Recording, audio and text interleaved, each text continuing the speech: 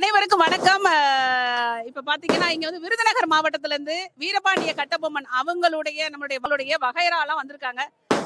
சொல்ல போனா அவங்க விட்டு சென்ற பணிகளை இவங்க எல்லாம் நிரப்பிக்கிட்டு இருக்காங்க. இன்னைக்கு ஐயாவுடைய கோவிலுக்கு வந்ததுல அவ்வளவு சந்தோஷமாக நினைக்கிறாங்க. இது ஜாதி மதங்களுக்கு அப்பாற்பட்டு இது ஒரு புண்ணிய பூமியாக திகழ்கிறது. நம்முடைய 7ஆம் படை சித்தர் அவர்கள் எல்லாத்தையும் இங்க வரவழைச்சுக்கிட்டு இருக்கிறாங்க.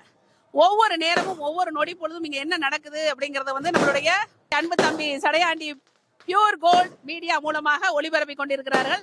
அம்மா, இது இந்த ஃபர்ஸ்ட் வருஷமா இங்க வர்றது சந்தோஷமா இருக்கு. ஐயா சாமி கும்பிட்டீங்களா? அதாவது 30ஆம் தேதி வந்து ரொம்ப கூட்டமா இருக்கும் இல்லையா? எல்லாரும் வருவாங்க.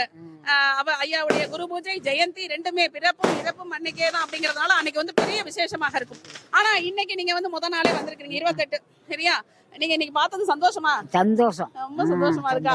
ஏன்னா வாழ்க்கையில ஒரு வாட்டியாச்சும் நம்ம ஐயாவை தரிசிக்கணும் அப்படிங்கறத எல்லா மக்களும் விரும்பிக்கிட்டு இருக்காங்க. இந்த வருஷம் வந்தது ரொம்ப சந்தோஷமா இருக்கு. தம்பி நீங்க சொல்லுங்க, தம்பி பேர் என்ன? கோகுலன். கோகுலன். அதுக்கு ரொம்ப குட்டி. எத்தனை மாசம் ஆச்சு பிறந்து? 3 மாசம் குழந்தைய தூக்கிக்கிட்டு கூட இங்க வந்திருக்காங்க பாருங்க.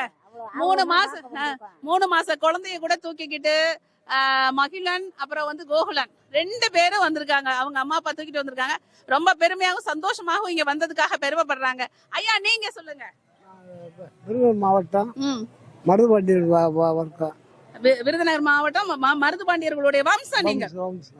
இந்த முத வருஷம் வர்றீங்க. இத்தனை வருஷம் ஏன் மிஸ் பண்ணீங்க? இடம் கிடைக்கல.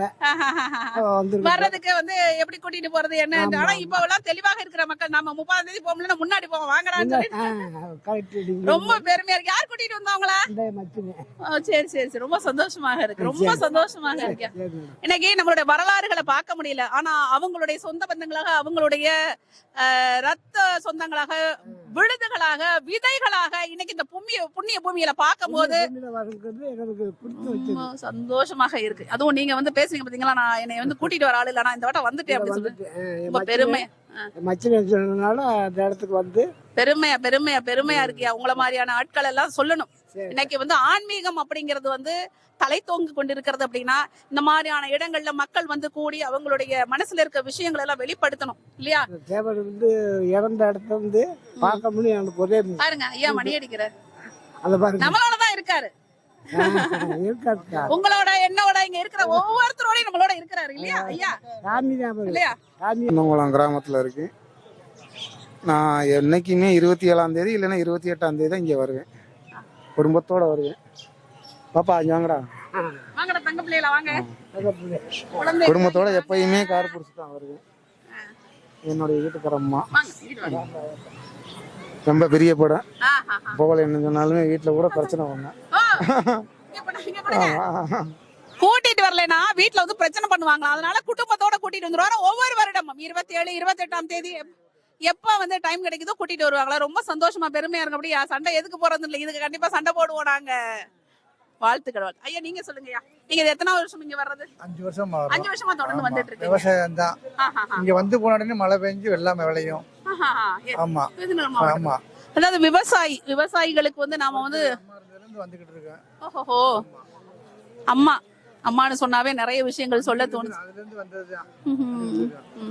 விவசாயி இன்னைக்கு இங்க வந்து ஐயா கிட்ட வந்து தன்னுடைய விவசாயம் நல்லா செழிக்கணும்னு ஒவ்வொருத்தருக்கும் ஒவ்வொரு விதமான வேண்டுதல் இருக்கு. அது மாதிரி இவர் வந்து இங்க வந்துட்டு போனோன்னு விவசாயம் விளைஞ்சிருங்கிறாங்க. முருகருக்கு அடுத்து 7ஆம் படை சித்தர் இவர் தான் அப்படிங்கிறாங்க. ரொம்ப பெருமையா இருக்கு. நான் வருவேன். அவசியம் அவசியம். அவரோட வழியில அவர் மாதிரியே நம்ம வாழணும் அப்படின்னு இருக்காங்க. இது மாதிரி எத்தனை இளைஞர்கள் வந்து எடுத்துட்டு இருக்கிறாங்க சொல்லுங்க. தன்னுடைய வழி பயணத்துல நான் இப்படி வாழ வேண்டும் என்று எனக்கு எத்தனையோ. ஓஹோ, எத்தனை இளைஞர்கள் இந்த மாதிரி பின்தொடர்கிறார்கள் ஐயாவுடைய வழியில அப்படின்னு தெரியல. பட் இவர் சொல்றாரு நான் இப்படிதான் நானும் இதே மாதிரி வாழ வேண்டும் என்று நானும் சொல்லிக் கொள்கிறேன் ஐயா. எங்க அப்பாவுக்கும் இது மாதிரி ஐயாவுக்கு மாதிரி. ஓஹோ,